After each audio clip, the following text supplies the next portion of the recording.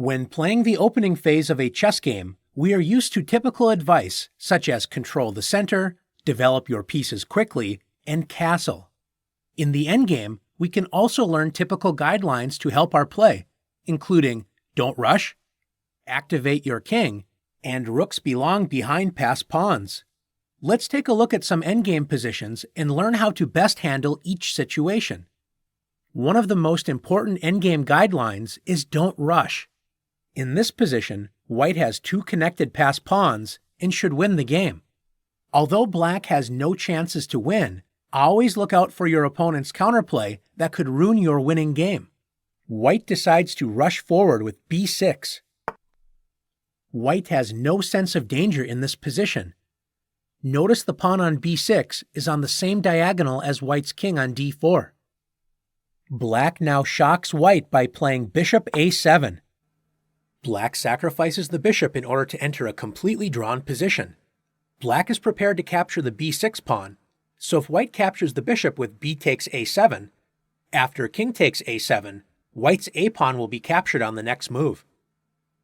If white tries to guard the pawn, let's say with king c5, black can now enter a completely drawn endgame with bishop takes b6 check. The point of this sacrifice is that after king takes b6 and king b8, black is forced a classic rook pawn and wrong-colored bishop endgame.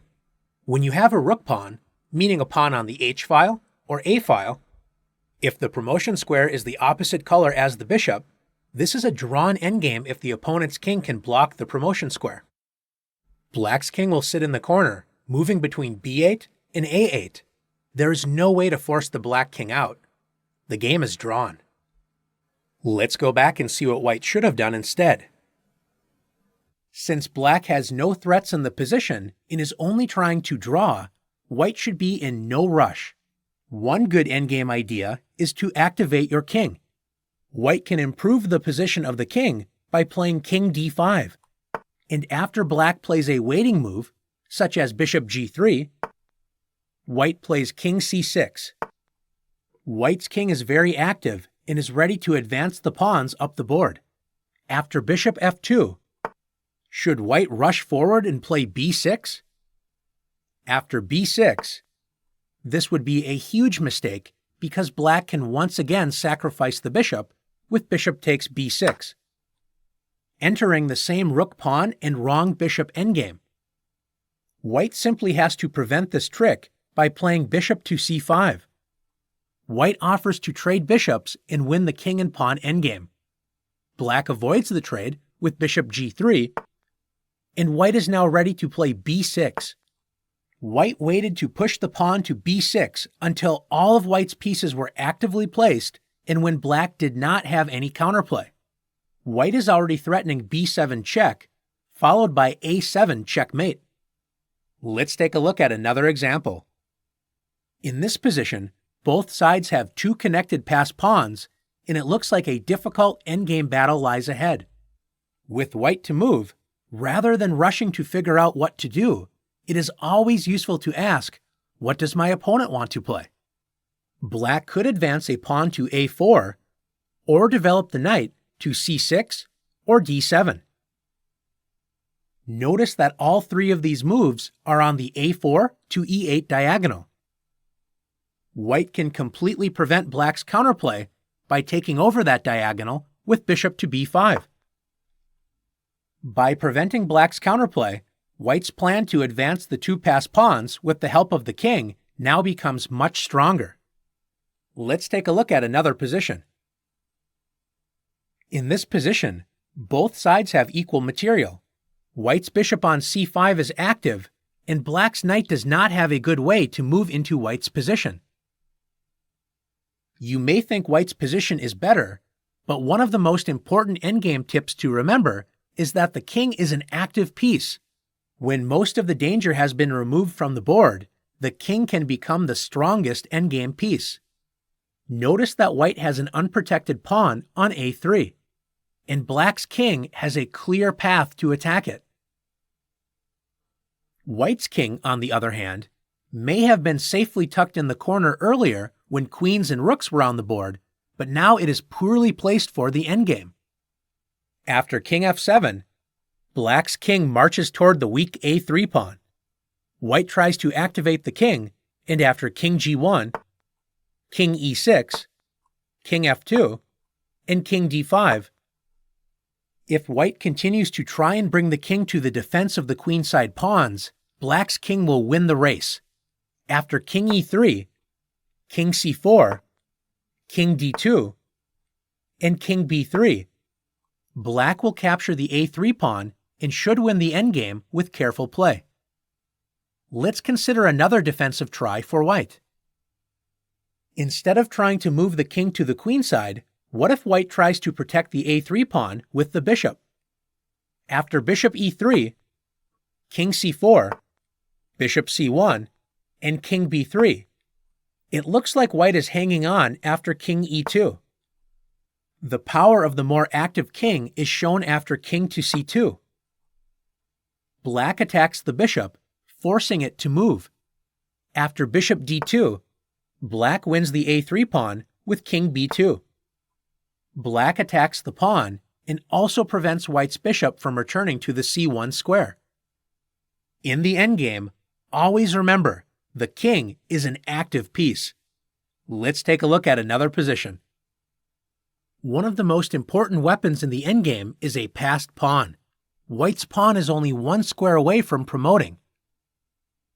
In rook and pawn endgames, you typically want your rook behind the passed pawn. In this position, white's rook is in front of the pawn, and black immediately moves the rook behind the pawn with rook g5. This prevents white from moving the rook out of the pawn's way to promote, so white's rook is stuck defending the pawn. After king to h4, black's rook moves as far away from the white king as possible on the g-file with rook to g1. After king h5, white is hoping to protect the pawn with the king, so white can then move the rook out of the pawn's way to promote. Black must be patient in this position. A serious blunder would be to try and bring the black king toward the enemy pawn with king to c7. This allows the winning tactic, rook a8.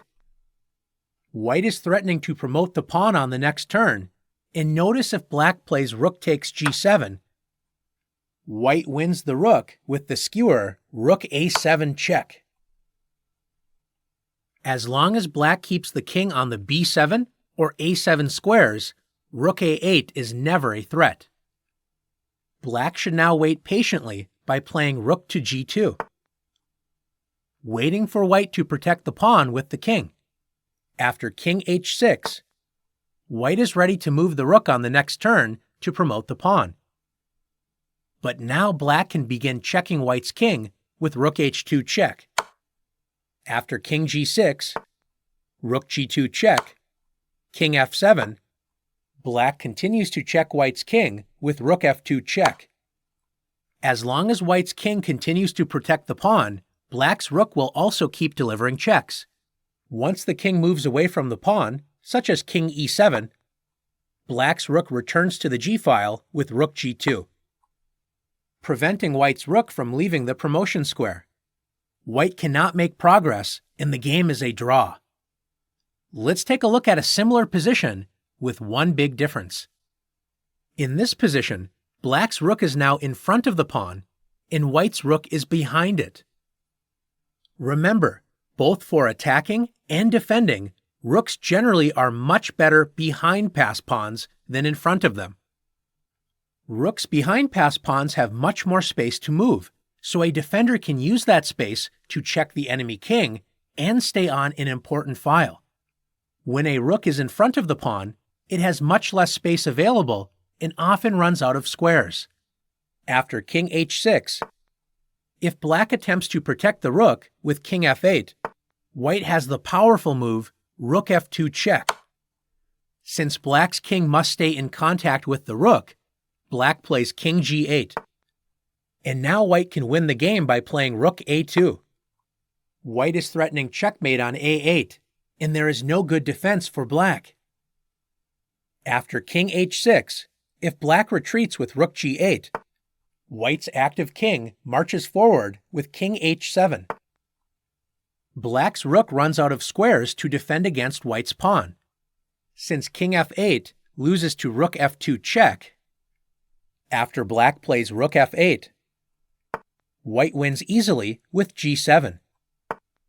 Black can no longer defend against white's pawn and will lose the game. Now that you've learned important endgame guidelines, it's time to test your endgame skills.